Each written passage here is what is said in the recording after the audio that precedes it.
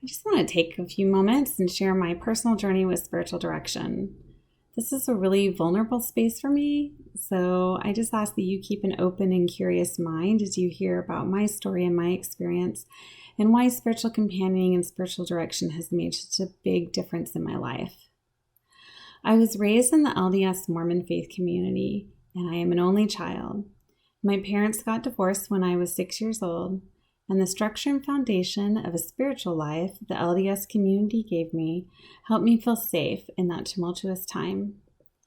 A spiritual lens has been an integral part of the way I see the world my whole life.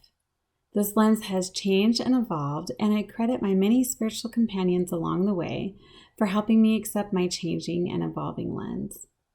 Spiritual companions have been with me my whole life. My first spiritual companion was my pets. As an only child, I didn't have any siblings to fight, play with, or talk to. So when I had big questions or needed a listening ear, I would talk, yell, cry out into the void, and my pets would listen to me. They didn't give advice or try to fix me. They just listened. And as I grew older, as an angsty teen, the night-filled sky with stars became my spiritual companion.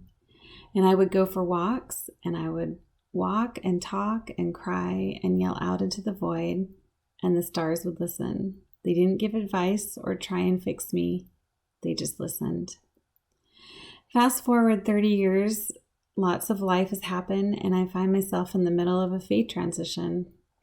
My house is across the street from a forest path, and it was with the trees and forests outside my house I would walk and bare my soul. I would go for walks. I would talk and cry and yell out into the void, and they would listen, and they didn't give advice, and they didn't try to fix me. The trees just listened. About a year into my faith transition, my son got really sick, and it ended up in Children's Hospital here in Seattle for about 2 months one summer. My son asked me at that time for a blessing, which was an honor due to, in our past faith tradition in Mormonism, this was only something that was asked of men. So it was an honor for me that my son knew how much that would mean to me. He trusted me to give him what he needed in that. But it was also that experience that brought horror to me as I realized that I didn't even know what I thought about God, prayer, transactional prayers, blessings. I realized I was carrying old definitions of what a blessing meant, and that was really not helpful to me in that moment. Like my childhood, this faith transition time and time for my son in the hospital, my world had been turned upside down again, only this time there was no certainty, there were no correct answers, there was no anchor.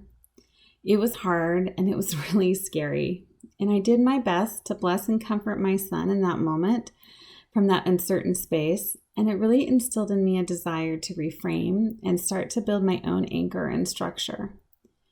Shortly after this experience, I was listening to a podcast and learned about spiritual direction.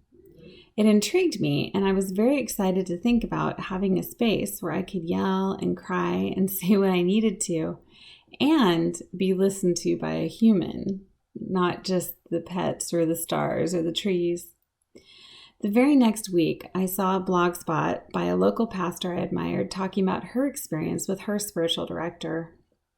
And then a few weeks after that, I was in San Diego and happened to attend a Methodist church where they were celebrating someone who was a spiritual director, and I was able to meet them and learn firsthand more about what it was exactly. I said to my husband, the universe is telling me something, and so I'm going to go find my spiritual director. From the Spiritual Directors International website, I looked up different people, and I met with one. And the best definition of spiritual direction in my story is that it is freedom. Freedom to open the box that I put meaning, definitions, and God in and let it all come out.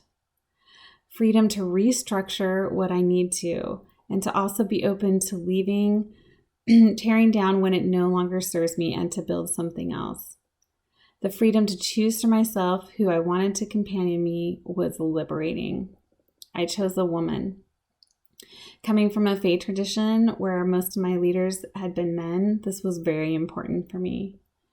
I chose someone who understood faith journeys. I chose someone who had no agenda about where I ended up on creating this meaning in my life. I had freedom to say what I needed to say in that space, and the freedom to break down and cry just about every session the first year as I continued to let go of images and ideas of God, heaven, hell, and other theology that was harmful. This lifted a huge, huge burden off of my heart. At the same time, I was on this spiritual direction journey for myself. I was running a support group for faith transitions in the Seattle area and listening to a lot of people's journeys, specifically coming out of the LDS tradition. I realized that I was being an informal spiritual director for a lot of people, and I had a desire to get some formal training in spiritual direction. Specifically, I wanted to learn how to listen like my spiritual director listened to me.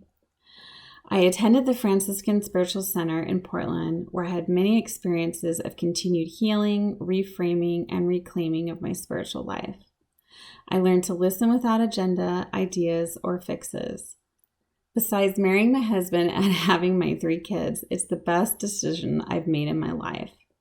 I am not the same person I was when I entered the program 5 years ago, and I am forever grateful for the journey my spirit and intuition has taken me on. I continue to open up boxes of biases, beliefs, ideas, thanks to all the spiritual companions around me. They challenge me, surprise me, delight me, and they're everywhere.